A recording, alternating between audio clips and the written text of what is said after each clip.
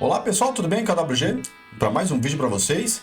E pois é pessoal, independentemente da crença de cada um, é impossível negar o impacto que Jesus de Nazaré teve na história, né? Mas e se a gente deixar a fé de lado por um instante e agir como detetives da história, né? Que tipo de evidências a gente encontra de que ele realmente andou por aqui? É isso que a gente vai investigar aqui juntos. Olha só que impressionante, né? Hoje, mais de 2 bilhões de pessoas, isso é quase um terço do planeta, se identificam como cristãs. Uma influência desse tamanho, né? É claro que o fundador desse movimento se torna uma figura de imenso interesse histórico, né? E só para deixar bem claro, essa nossa análise não é sobre teologia ou fé, é uma investigação puramente histórica. O nosso foco vai ser nas mesmas evidências que os historiadores usam para reconstruir o passado, tratando Jesus como tratariam qualquer outra figura da antiguidade. Então, para a gente organizar essa nossa investigação, vamos seguir esse roteiro aqui. Pense em cada ponto como uma peça de um grande quebra-cabeça. No final, a gente vai juntar tudo para ver a imagem que se forma. Primeiro de tudo, é fundamental fazer uma distinção. Os historiadores, eles não estão tentando provar ou desmentir o Cristo da fé, sabe? A figura divina. O foco da investigação histórica é outro. Bem diferente, né? O que se busca é o Jesus histórico, ou seja, a pessoa de carne e osso que a gente consegue reconstruir usando as ferramentas da história, analisando tudo que está disponível, né? Essa pessoa que estamos procurando nas evidências. Então vamos começar então com o que a gente poderia chamar de prova A, as evidências físicas, né? A arqueologia. Para muita gente esse é o tipo de prova mais forte que existe, não é?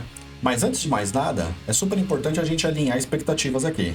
Vamos pegar o Pôncio Pilatos, por exemplo. Era simplesmente o homem mais poderoso da Judéia naquela época, né? Durante séculos não existia nenhuma prova arqueológica de que ele existia. Foi só em 1961 que encontraram uma única pedra com o nome dele. É a única prova física que temos dele até hoje. Agora, pensa bem, se para um cara da elite, né, um governador romano poderoso como Pilatos, a evidência já é tão rara, o que seria razoável esperar encontrar sobre um camponês de uma província distante, né? A distância de achar uma moeda com o rosto dele ou uma inscrição num prédio é praticamente zero, né? Mas dito isso, existe algo que chega muito perto de uma evidência física. É esse ossuário, né? Uma caixa de ossos do primeiro século. E a inscrição nela é de arrepiar. Tiago, filho de José, irmão de Jesus. Será que essa é a prova definitiva que a gente procura? Só que o contexto é tudo, né? Acontece que Tiago, José e Jesus estavam entre os nomes mais comuns para homens na Judéia naquela época. Um estudo estatístico chegou a calcular que naquele período poderiam ter existido uns 20 homens diferentes que se chamavam Tiago, filho de José, irmão de Jesus. Então, é uma pista incrível, fascinante, mas não dá para bater o martelo. Bom, já que por prova físicas não foi conclusiva, vamos para a nossa prova B, né, os testemunhos escritos. E vamos começar com gente de fora do movimento, né? Pessoas que não tinham o menor motivo para inventar a existência de Jesus. Para a gente se situar, vamos olhar essa linha do tempo.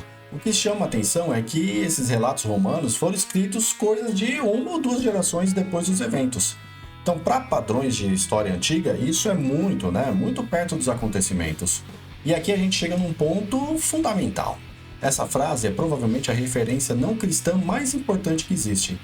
Tácitos, né, um dos maiores historiadores de Roma e que não gostava nada dos cristãos, conecta direto a figura de Cristo a um templo, né, a um lugar e a uma execução específica sobre um governador que a gente conhece. E não foi só o Tácito. Outros oficiais romanos também perceberam esse movimento novo, né? Plínio descreveu os cristãos adorando a Cristo e Suetônio falou de um tal Crestus, que muito provavelmente era só um erro de grafia para Christus, causando agitação em Roma.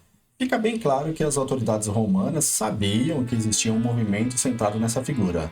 A nossa investigação continua, agora com outras fontes não cristãs, né, incluindo alguns dos críticos mais ácidos da época, e um historiador judeu que é uma peça-chave nesse quebra-cabeça.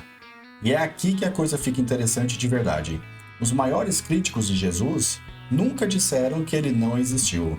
Pelo contrário, eles atacavam, né, inventavam histórias sobre o nascimento dele, sobre os poderes que ele supostamente tinha, mas nunca, jamais disseram que essa pessoa é uma invenção. Eles estavam, na verdade, tentando explicar uma figura que para eles era bem real. Agora, vamos para uma das fontes mais debatidas de todas, o historiador judeu Flávio Josefo. A versão mais famosa da menção dele a Jesus que chegou até nós parece ter sido, digamos, melhorada, né, por escribas cristãos, né? Mas a maioria dos estudiosos hoje acredita que, por baixo desses acréscimos, existia um texto original mais neutro, que ainda assim confirmava que existia um homem chamado Jesus e que ele foi executado por Pilatos. E talvez mais importante ainda seja essa segunda passagem de Joséfo, que é bem menos polêmica. De passagem, ele menciona a morte de Tiago e o identifica como irmão de Jesus, chamado Cristo. Isso é uma confirmação independente da existência tanto de Jesus quanto do irmão dele. Chegamos então à prova C, né? Os relatos dos próprios seguidores de Jesus. É óbvio que eles não eram imparciais, né? Mas são as fontes mais antigas, né, e detalhadas que temos.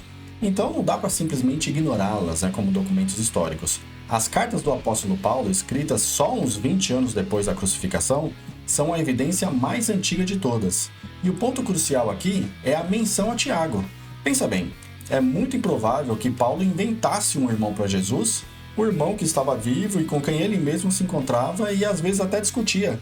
Não faz sentido, né? Ele estava interagindo com a família real do homem que ele seguia. Beleza, depois de olhar todas as evidências, né, as físicas, as romanas, as judaicas e as cristãs, qual é a conclusão? O que a maioria dos historiadores pensa sobre isso, né? Quando a gente coloca tudo em perspectiva, a evidência para a existência de Jesus é, na verdade, bem sólida para os padrões da história antiga, né? É comparável e, em alguns casos, é até mais forte do que a evidência que temos para outras figuras gigantescas como Sócrates ou Pitágoras. E a existência deles quase ninguém questiona. Beleza, e os milagres, né? Bom, os historiadores têm um método para isso. Eles separam o núcleo histórico dos acréscimos lendários. Isso é um procedimento padrão, tá? O fato de existir a história de que Alexandre o Grande era filho de Zeus não faz nenhum historiador duvidar que ele existiu. O mesmo princípio vale para Jesus. E com isso, a gente chega ao final da nossa investigação. A conclusão é que a grande, a esmagadora maioria dos historiadores, sejam eles religiosos ou não, concorda que um homem conhecido como Jesus de Nazaré realmente existiu. As evidências apontam para uma pessoa real. A questão que fica, e que talvez seja a mais profunda de todas, não é se ele existiu, mas quem exatamente ele foi. Nos vemos no próximo vídeo, um abraço a todos e tchau, tchau!